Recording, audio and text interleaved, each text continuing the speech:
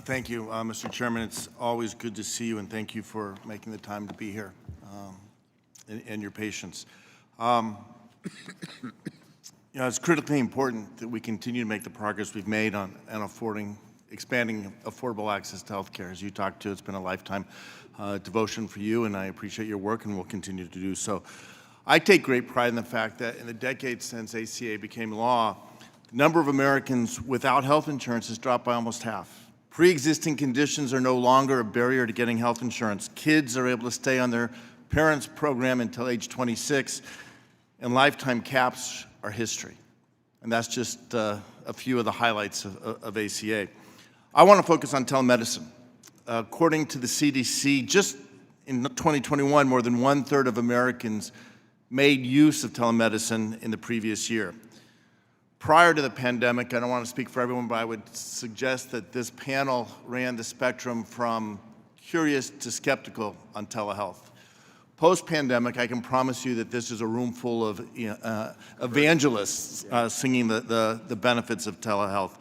Telemedicine has improved access for virtually every American, including those who live far from medical facilities, those who don't have ready access to transportation, folks in need of mental health who can't find a provider with an open appointment near them, or maybe are just too shy to go in public because of the perceived stigma. So with the emergency coming to end in May and the pandemic winding down, we have to consider how we're going to take the lessons learned from telehealth and make sure that they stay strong. I will soon introduce my bill, the Primary and Virtual Care Affordability Act.